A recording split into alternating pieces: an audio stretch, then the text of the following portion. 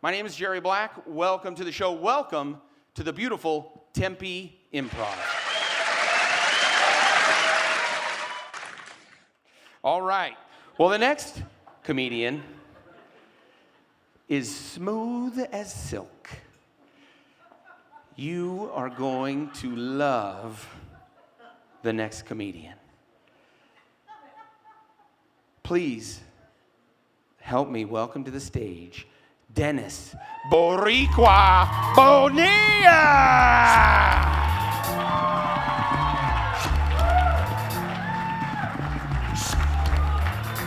Damn. Let's hear it for Matt. Was Matt great? Matt and I have a secret love affair going, so if you see us later kissing, don't find it unusual. Any other Boricuas in the house? That's right, baby, we're here. My family's here, my friends are here. We're like Mormon Puerto Ricans. We got a lot of people in the house. So I want to thank my friends and family who came out to support me. I also want to thank the ASU girls who work at the local ballet companies. I've supported your tuition for many years. Thank you for coming back and supporting me. I am not a typical IT guy. I am a mid-career changer. I actually started my career working for even a more deviant group of sexual deviants than IT, Navy nuclear submarine operators. And so, thank you for your service, thank you. And it was interesting because when I got out of the Navy, I went to work for a group of very sick people.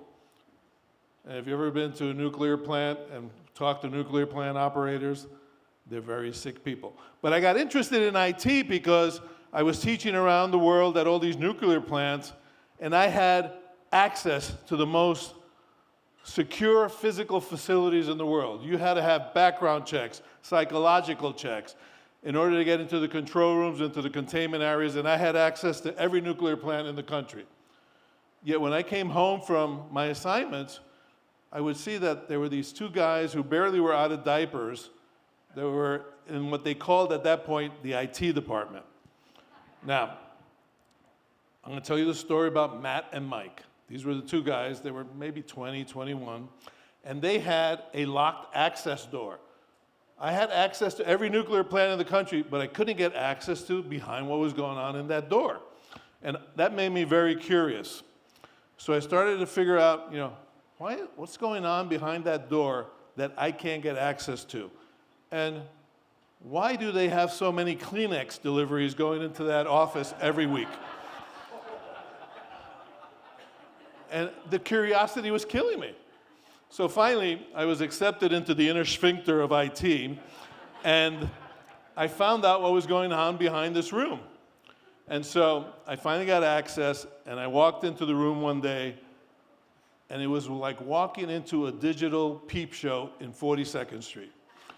Now, if you remember in those early days of IT, when you wanted to change your equipment out, you would turn your computer in, they would wipe it clean, and somebody else would get that computer. Well, what was going on with Matt and Mike was Matt and Mike were inventorying everything that was on these computers and ensuring job security for their future.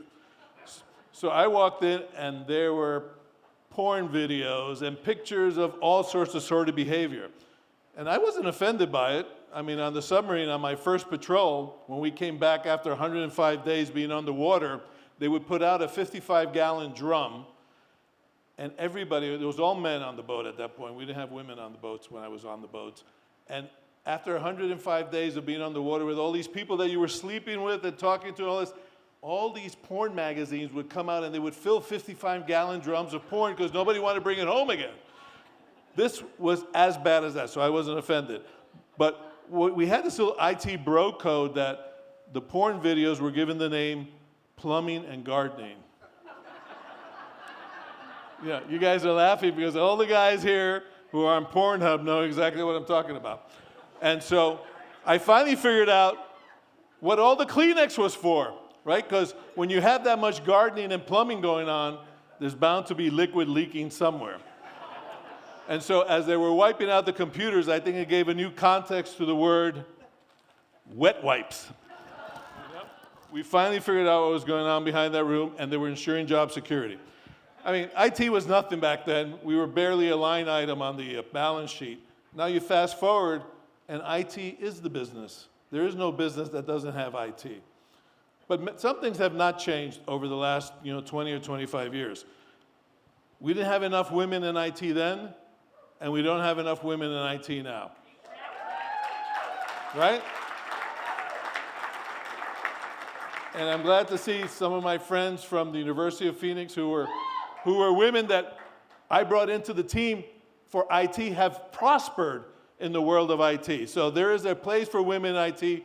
We just need to be much more supportive and many more allies around that. So you fast forward, and there still aren't enough women in IT, but the systems have gotten very complicated. When I was first in IT, we had one person in HR, Betty. Betty did everything for us. She did payroll, she did onboarding, she did offer letters, she did everything. Now in IT, and it's all about what we call HRIS systems, right? Sounds almost like a variant of COVID or a variant of HIV, right? An HRIS system, human resource information systems, complex systems, does everything. Talent acquisition, pulse surveys, all this kind of crap, right? But what drives me nuts about these systems is they don't all talk to each other, and they all have their own password policies. Now, password policies drive me insane. I'm getting a little older, and now, every password policy has a different cadence. Some last a month, some last 3 months, but you got to change them all the time. And so I really said, I can't deal with this because, I can't keep up. I can't remember all these passwords. You got to have an uppercase letter, a lowercase letter, a number. Can't be a sequential number. You got to have a special symbol. You have to have a haiku. You got to put in your dog's DNA sequence. What the heck? By the time I figured out the password, I'd forgotten the password. So I said, I'm going to fix this complexity. And so last week, I decided I'm changing all my passwords on all my systems to Kenny at 1948. Kenny at 1948. Every system I log into has that. Not all I have are Kenny logins.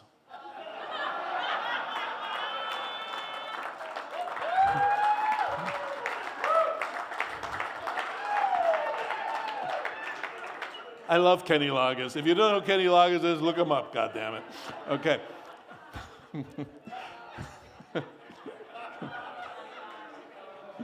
I know, you're all going to use that joke when you get back there. It's pretty good. I know, yeah. Okay. So, we went to remote work, and, I wasn't a big fan of it because when I first started in IT, before we had Zoom and Teams and everything Matt talked about, when you said you were working from home, you actually were home but not working, right? Because you were either mowing the grass or you're taking your kids to the baseball game, the inaugural baseball game, or you're going to go golfing. Now you got to actually work, right? And so we implemented all these technologies to sort of monitor us. And I remember the first time I was on Zoom, and they made us put on the video cameras. And I said, well, I don't know what's going on. Why am I putting on this video camera? And so you have a lot of mishaps when it comes to working in these remote environments. In fact, exactly, thank you, right? You're on mute, right? All of a sudden you're talking and you think, what's going on? Thank you, whoever's in the audience, thank you for that. I think that was my wife. Okay, yeah.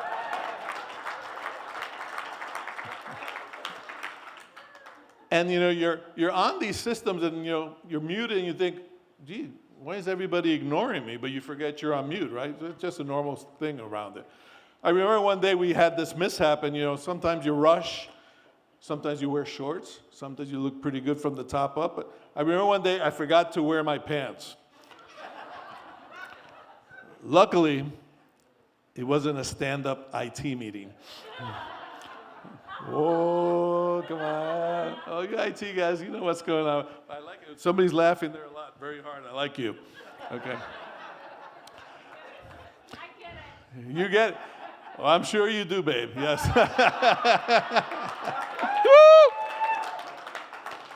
Anyway, so, this whole Zoom and all that, IT has a certain taxonomy, a certain dictionary, a certain lexicon, and we tend to steal the words that are used in the common language, but they don't mean the same thing. So like, for instance, when I first heard that we were getting Dropbox, I was so freaking excited because I thought they were going to drop a box of Dunkin' Donuts in front of the office every day. Turns out that's not what Dropbox was, right? So then, we said, they're going to be implementing Slack. I said, did they finally figure out what my work ethic was? I mean, is everybody going to emulate me? Damn. One day we were doing a lunch and learn, and one of our IT guys came in and said, hey, anybody familiar with SAS? I excitedly raised my hand. Yes, I've been married to it for 21 years. She's in the audience. She still loves me. Okay. Matt, but Matt, I know you love me, okay? Anyway, so, a lot of stuff going on with these terms. One of the latest things I think is, HR keeps sending out these messages when they're doing a lot of e-learning and stuff. And one day I get this message in my inbox that says, you need to complete the module by Friday. And I'm going, complete the module by Friday. I'm not sure what they're talking about. So I'm looking around the house, and I find my daughter's Lego Barbie beach house, and I turn that in as the module.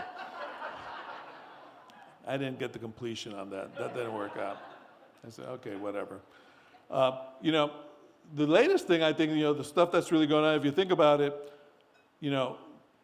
ChatGPT is the latest sort of craze, right? You can't get into any conversation without talking about ChatGPT.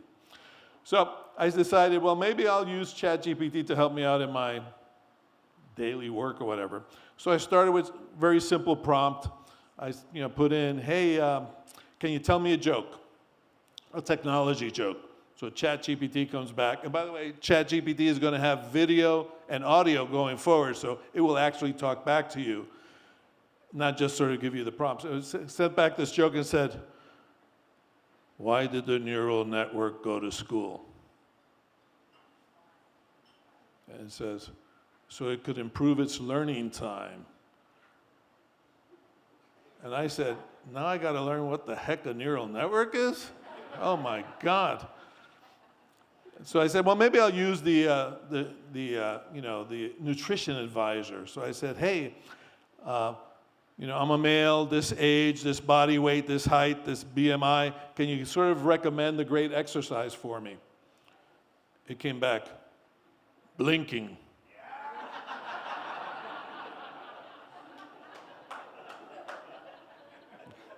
Okay, let me try something else. I said, my wife, if you have partners and lovers and friends, everybody has a love language. I'm not really good at any of my love languages. My wife loves communication and love notes and things like that.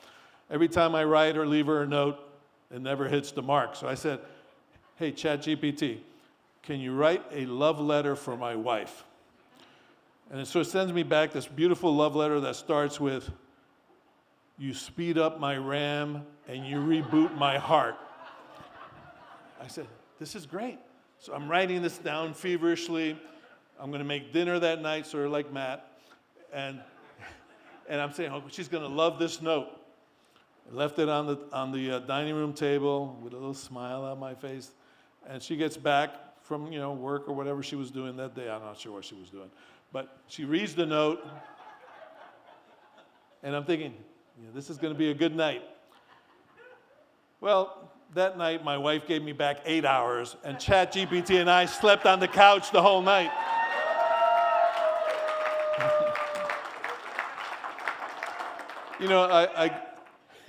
I goof about technology, and, one of the things I've learned is technology can never replace the human connection. All right?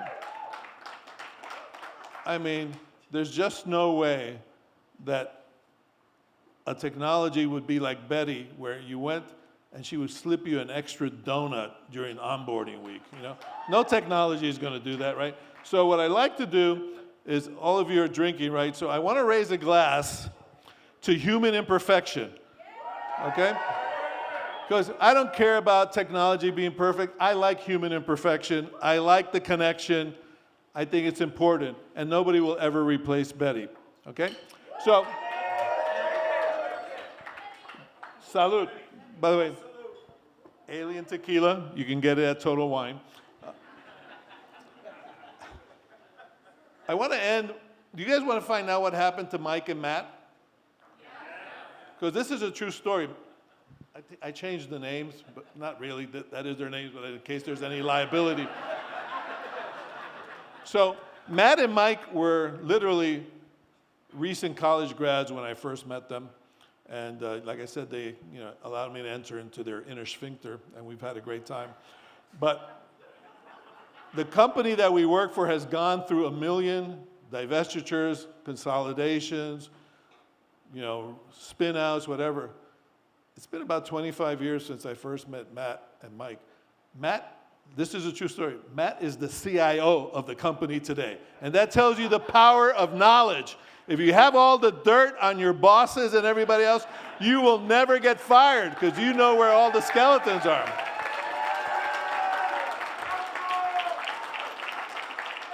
And I still love Matt. I still stay in contact with Matt. Mike, I'm not sure. The rumor is that Mike might have started OnlyFans. I'm not sure if he did. They've evolved with that, and he's done a great job. So thank you very much. I want to end right now and give you a public service announcement. There are 3 Puerto Ricans in the IT Misfits comedy troupe. Boricua! You will never see all 3 of us on stage at the same time. Why? I will warn you. First of all, even if you were in San Juan, you wouldn't find 3 Puerto Ricans on stage at a comedy show, even in San Juan. There are not 3 Puerto Ricans that have comedy on the same stuff. But I gave this warning yesterday, and I'll give it to you tonight. Have a safe drive home, but check your hubcaps before you drive away. Okay? Thank you very much. Really appreciate it.